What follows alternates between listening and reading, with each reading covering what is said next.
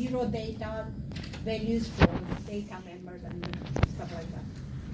For the assignment operator, for the move operator, these were presented a while ago.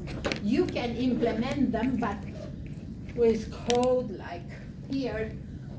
Here, what we would have had was VM data get no pointer, VM size equal VM alloc equals 0. But if you look at that code, you notice that it's exactly what you have in create. So why rewrite it? It's not a major issue. If you have rewritten the code, but be aware it's a better approach to reuse whatever methods you have in your classes. So create could have been reused in this move constructor in the move assignment. The destructor, it's very simple, as you can see. Now for the assignment operator, you can do it in different ways. If you want to be efficient with memory reuse, you can follow this. Oh, it's where is it? On the screen. You can use a method, the statements as I have in our array data type we have designed, but another way is reusing copy. As you can see here, if I don't have self-assignment, no memory leak, and use copy, which was there. Much simpler. Okay, these were trivial things. How to implement index operator, no very things to be confused with, probably. Just the fact that you have constant and non-constant. For pushback, then you have to deal with these situations. If, and say you have everything allocated, already used, you have to start dealing with memory allocation and copying. Allocate and copy the old data, no memory leak. If this is not the case, then you just update the value and update the M size, and there is no changes. So my approach was to multiply by 2 every time when I am at the end. Okay, so I can do this, or when M size is greater or equal to M allocate, but in fact, if I allocate only when I have equality, I have enough space. So this is one possible thing to deal with memory extension. Now, be aware that probably you have noticed that you have to deal all the time with M size, M alloc, think about, and specific data you are working, pushing at the end. Now, erase.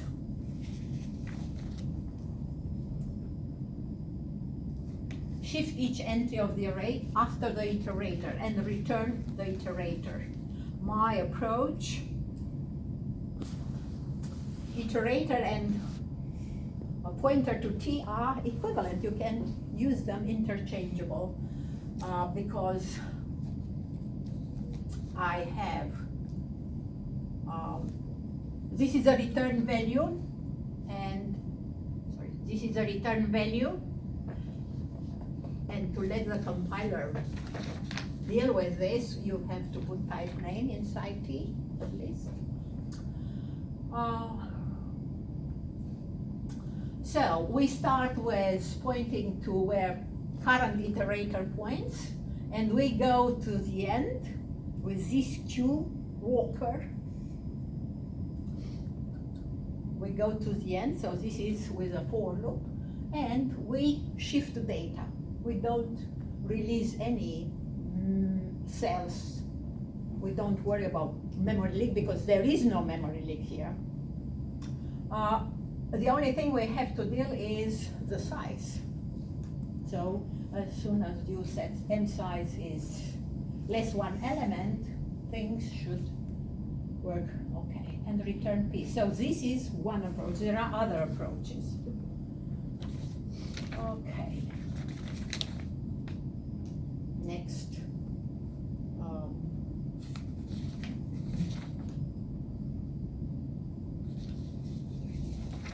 So I talk about assignment,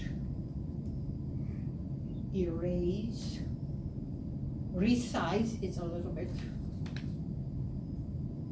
more involved, right? This probably was the most interesting method.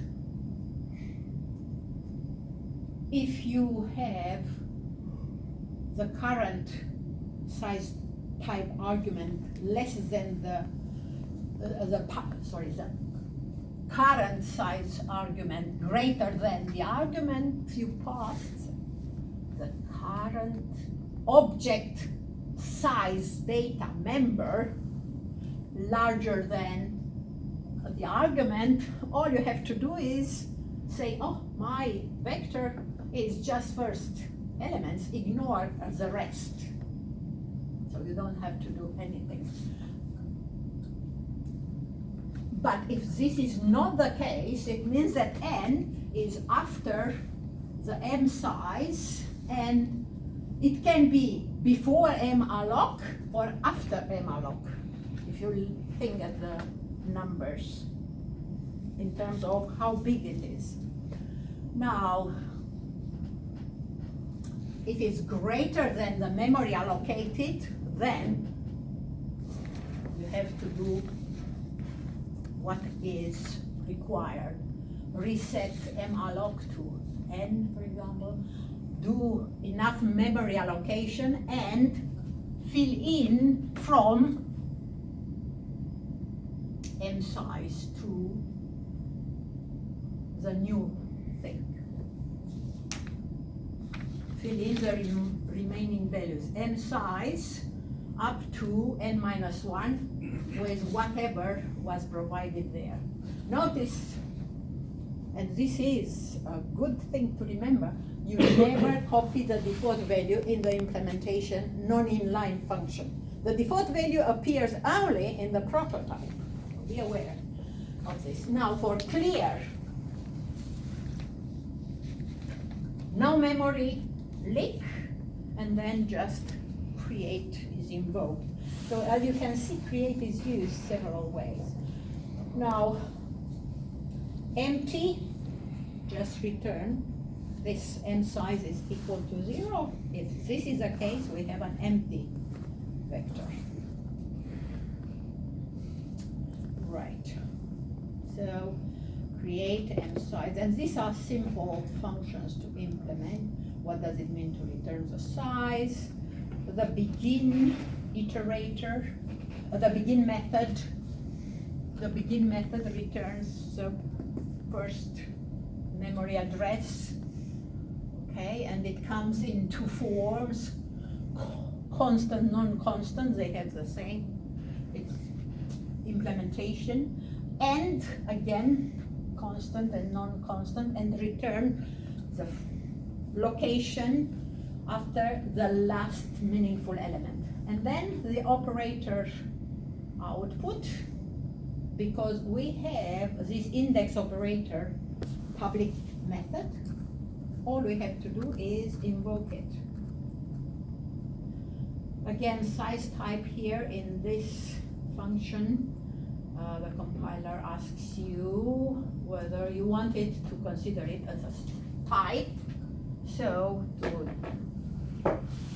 make the help the compiler, this is what you have. So these were the functions. Most of them are very simple, except the resize probably.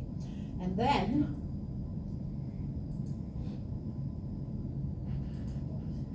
the test, you will see, this was provided in terms of testing to this part, some more tests. And here I have put some more tests to test constant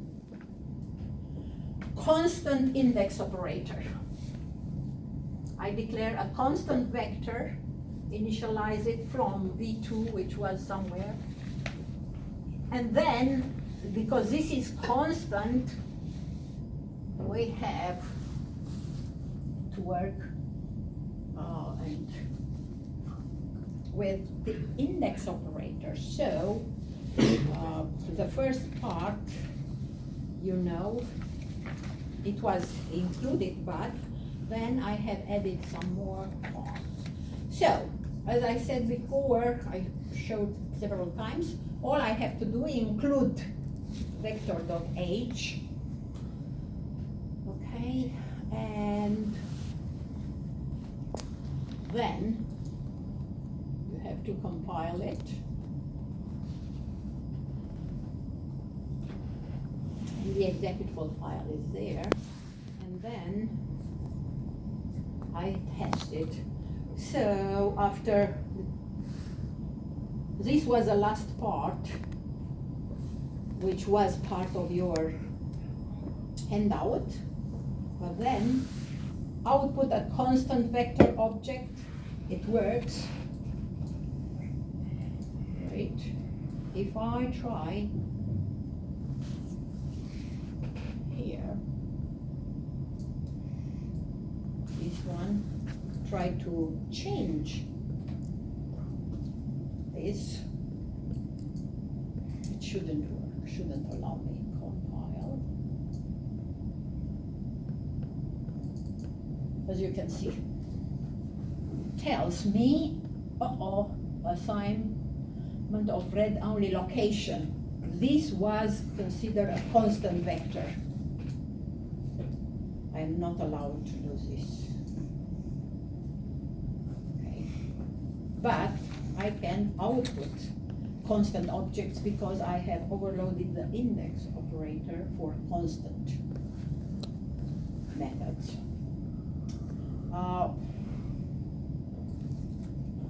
Swap is the one which triggers use of move constructor and move assignment, and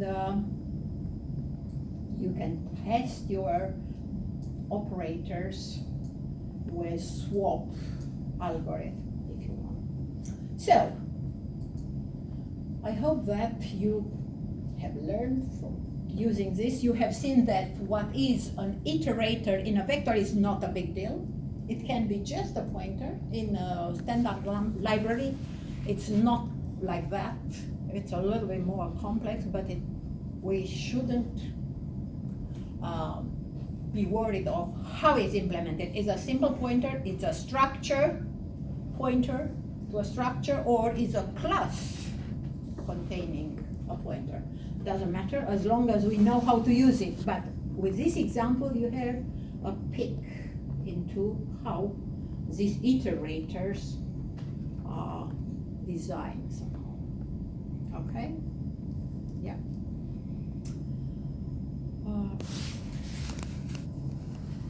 So